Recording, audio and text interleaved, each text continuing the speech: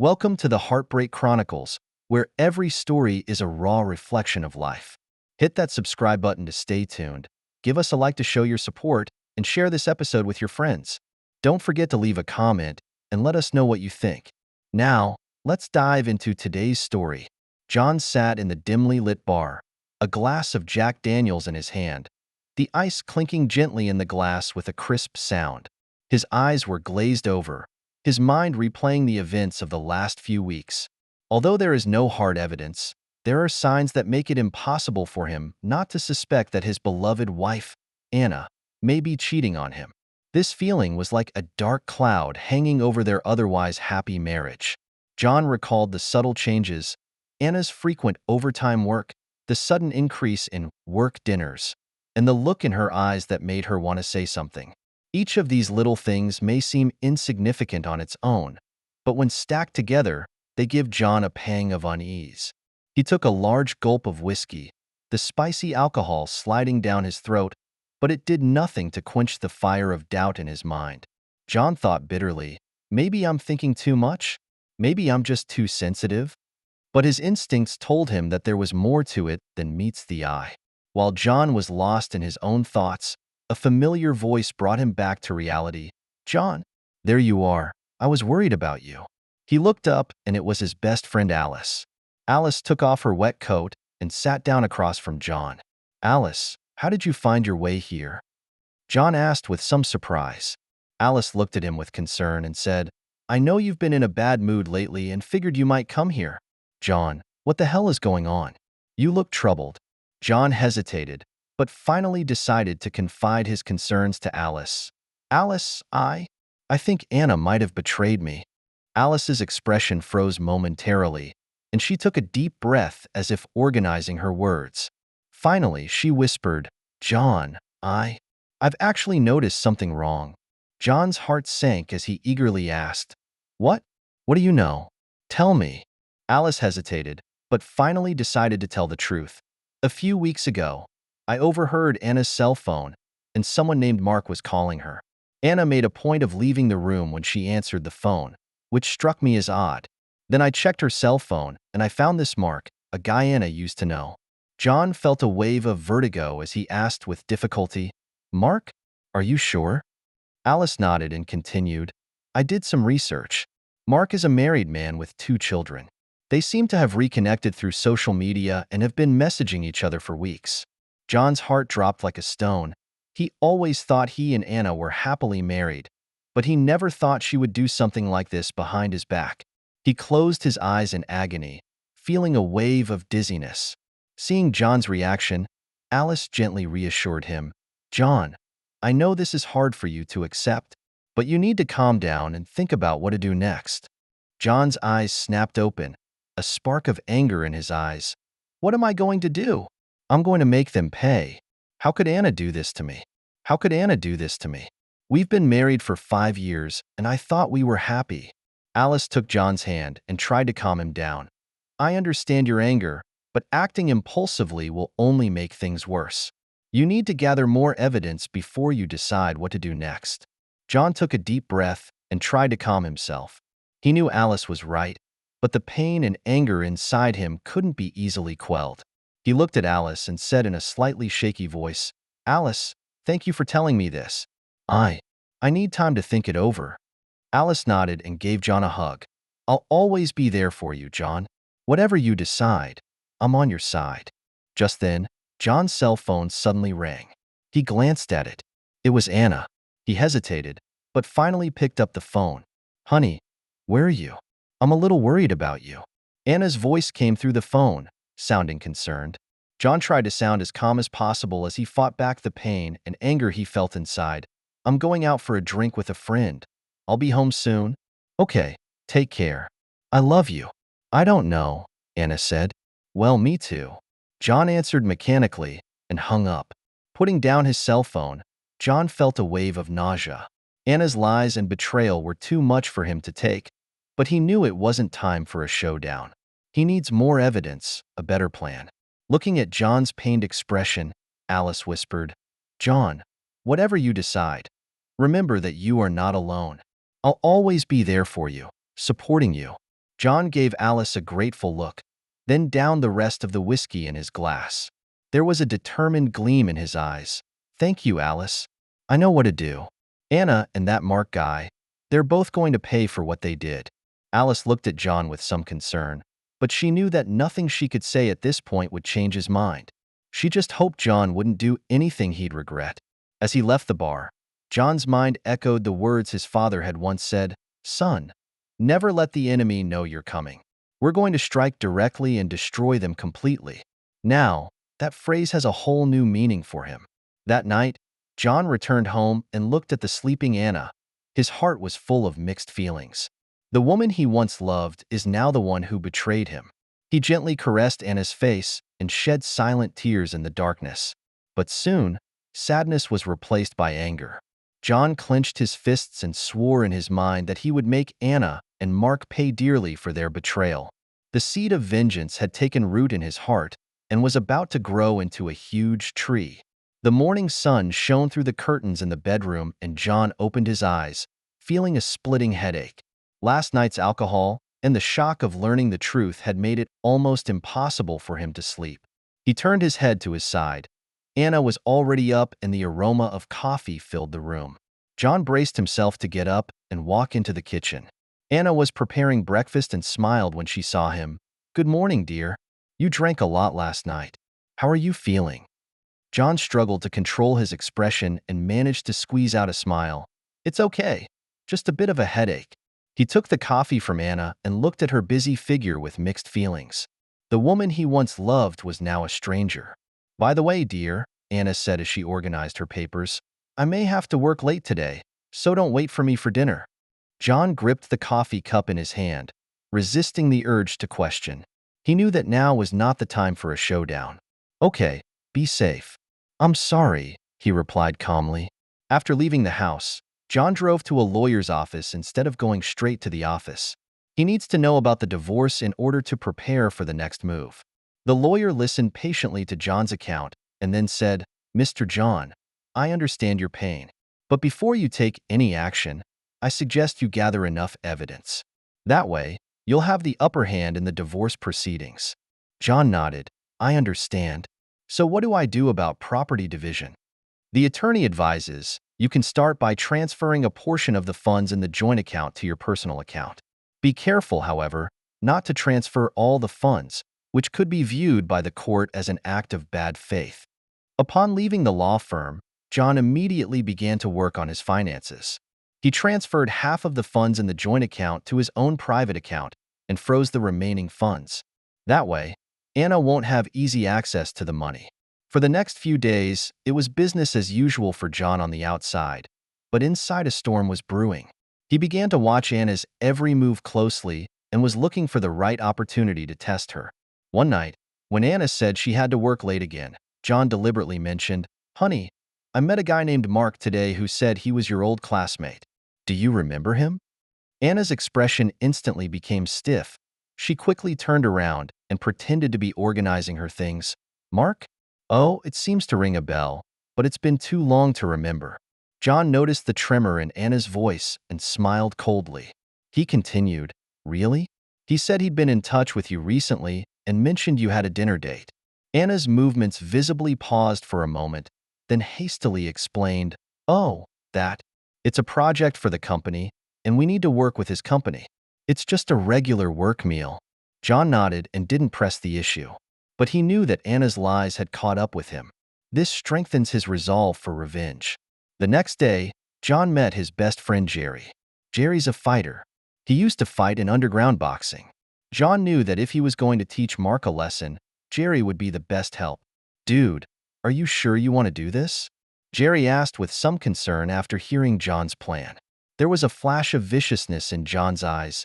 "Jerry, you know I'm not a violent man, but this time, I'm gonna make that asshole pay." Jerry patted John's shoulder. "I understand.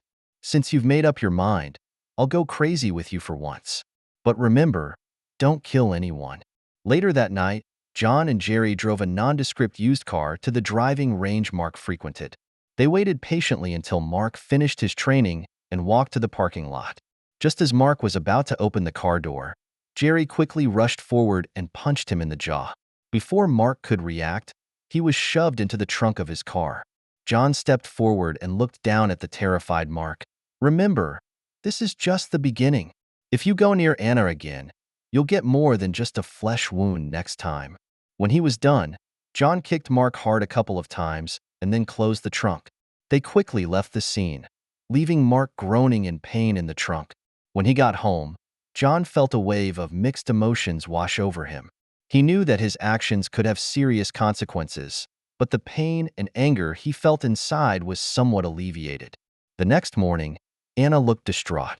She answered a phone call and turned pale. "What's the matter, honey?" John asked, feigning concern. Anna managed to squeeze out a smile. "Nothing, just tea-work stuff." John nodded, then said as if nothing had happened, "By the way, I heard someone was attacked near the golf course last night. It's horrible how the law and order is so bad nowadays." Anna's hand trembled slightly, almost spilling the coffee cup in her hand. Yes, it's horrible." John sneered at Anna's flustered appearance. He knew it was time to close the net. That night, John came home late on purpose. When he got home, he found Anna sitting in the living room, her eyes red and swollen, obviously having cried. "Anna, we need to talk." John's voice was cold and firm. Anna looked up, fear in her eyes. "John, what do you want to talk about?" John sat down across from Anna and looked her straight in the eye. "I know all about you and Mark." Anna's face instantly turned pale. She opened her mouth, but couldn't say anything. John continued, "No need to explain. I've talked to Mark's wife, and she knows everything. Now, I'll give you two choices. Either we get a divorce immediately and you leave the house, or you get down on your knees and beg for my forgiveness and be my slave from now on."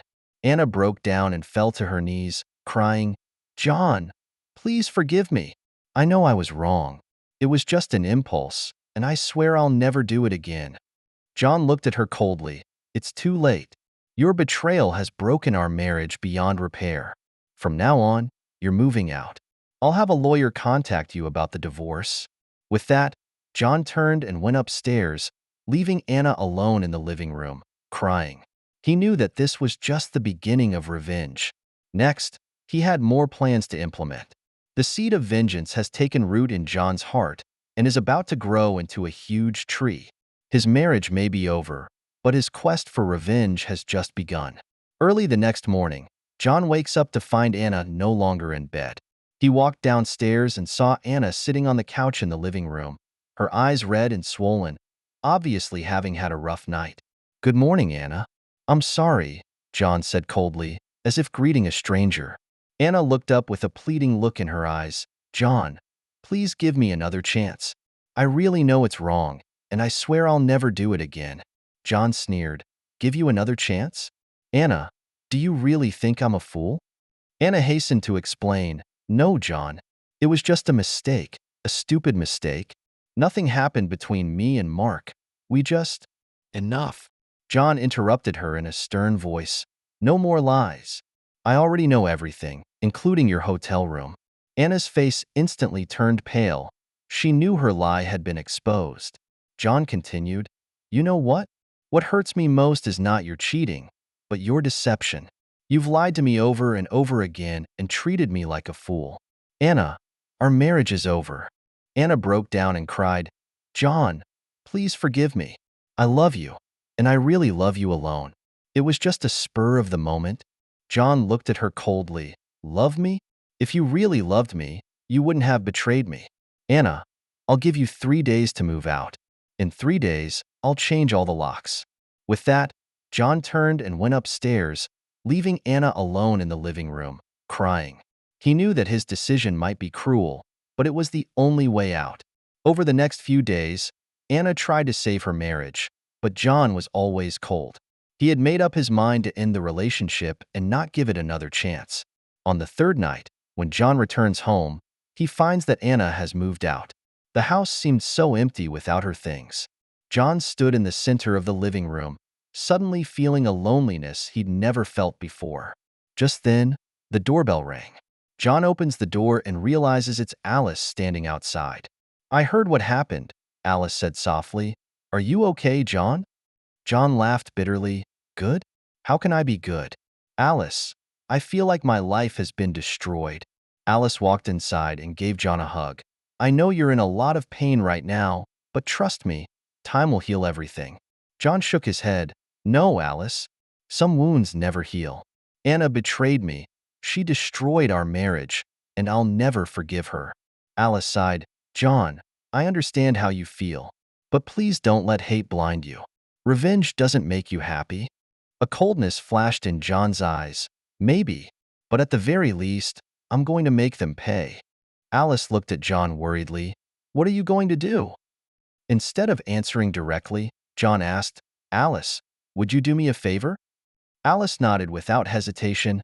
Sure, whenever I can. John said, I need you to help me contact Anna's parents. I'm going to show them exactly what their baby girl did.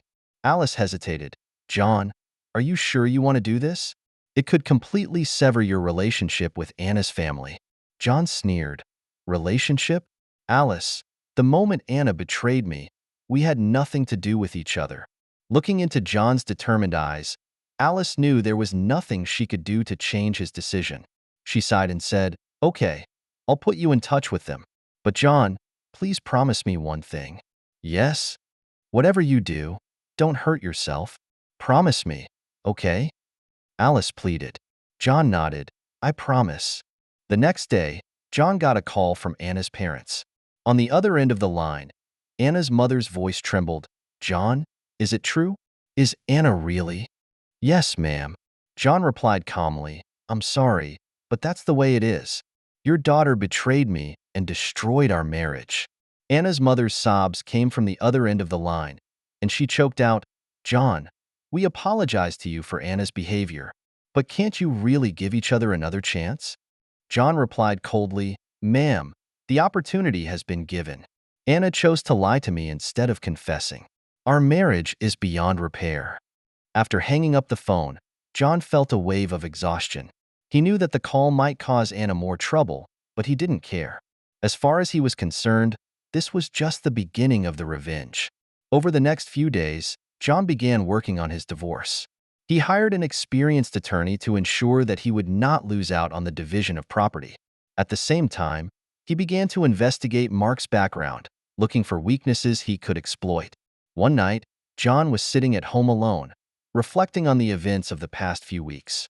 He picked up his cell phone and looked through old photos with Anna. What was once a happy memory is now nothing but bitterness.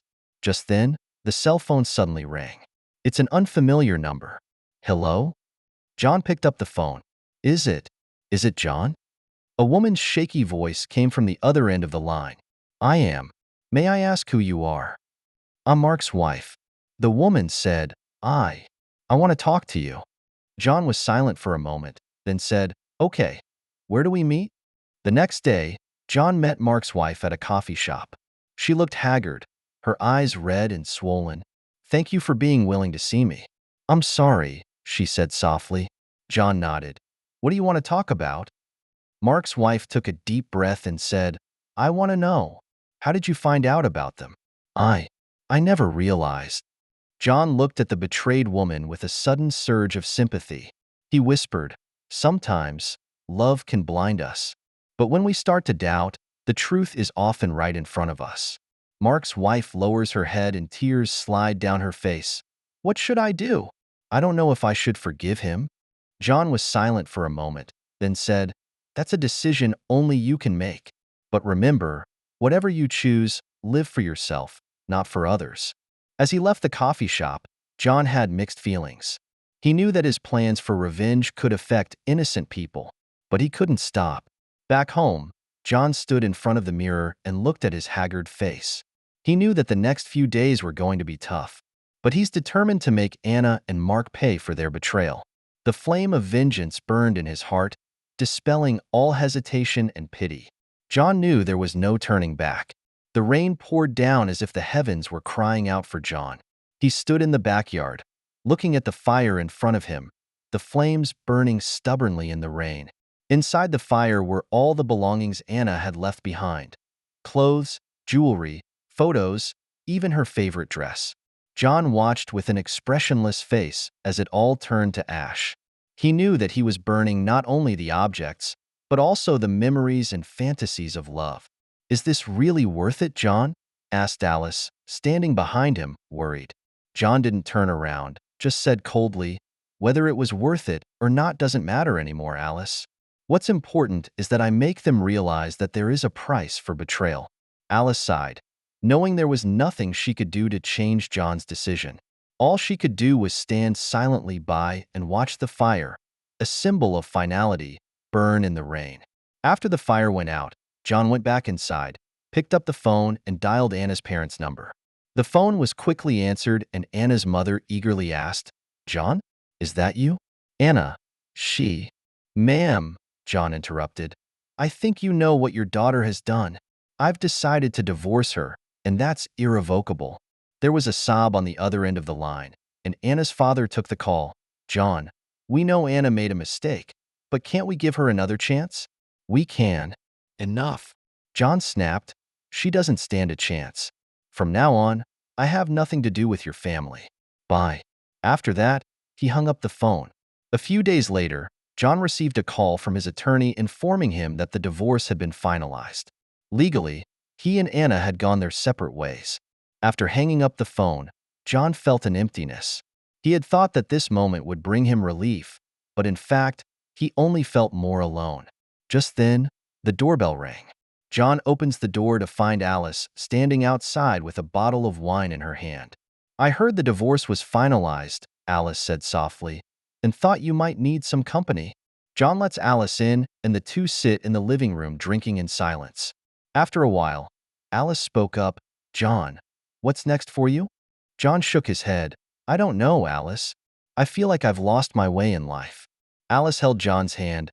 "John, I know you're in a lot of pain right now, but believe me, time will heal everything. You need to start your life over." John looks at Alice and suddenly realizes that she has always been there for him, quietly supporting him. He felt a warmth surge through him. "Alice," John whispered, "thank you. I don't know how I would have gotten through this without you." Alice smiled and said, "It's nothing, John. We're friends, aren't we?" The two looked at each other and smiled. The atmosphere suddenly became a little ambiguous. Just as John was about to say something, his cell phone suddenly rang. It's an unfamiliar number. John picks up the phone. "Hello?" "John, it's me, Anna." Anna's voice trembled on the other end of the line. Can I see you?" John was silent for a moment, then said coldly, "Anna, we have nothing more to say. Bye." After that, he hung up the phone. Alice looks at John worriedly. "Is it Anna? What does she want?" John shook his head. "Doesn't matter. Alice, I've decided to start my life over. Anna and Mark, they don't matter anymore." Alice smiled gratefully. "I'm glad to hear you say that, John." The two looked at each other and smiled. The atmosphere once again became ambiguous. This time, John didn't hesitate as he leaned forward and kissed Alice on the lips. However, just as they were about to indulge in the kiss, John suddenly pushed Alice away. "I'm sorry, Alice," John gasped. I'm not ready." Alice nodded understandingly. "That's okay, John. I understand. We can take our time." John looked at Alice gratefully. He knew that he couldn't fully trust anyone right now, not even Alice, who had always been there for him. But he also knew that one day he would learn to love and trust again. That night, John stood alone on his balcony, looking up at the starry sky. He remembered what his father had once said, "Remember, my son, revenge is a double-edged sword. It may hurt your enemies, but it also hurts you." John took a deep breath, knowing that his quest for revenge was far from over. But he also realized that he needed to find a balance between revenge and starting over. He looked into the distance and swore in his heart that no matter what the future held, he would make Anna and Mark pay the price they deserved. But at the same time, he will try to rebuild his life and not let hatred consume him completely. The flame of vengeance still burned in his heart, but now the seeds of hope were beginning to sprout in the ruins. John knew that it would be a long, hard road, but he was ready for the challenge. In the night sky, a shooting star passed by. John closed his eyes and made a wish. May he find inner peace, whether through revenge or forgiveness. Thank you for taking the time to listen to today's story. If you enjoyed it, please like and subscribe if you haven't already. If you have a story to share about your own or someone else's experience, please feel free to contact me. Take care.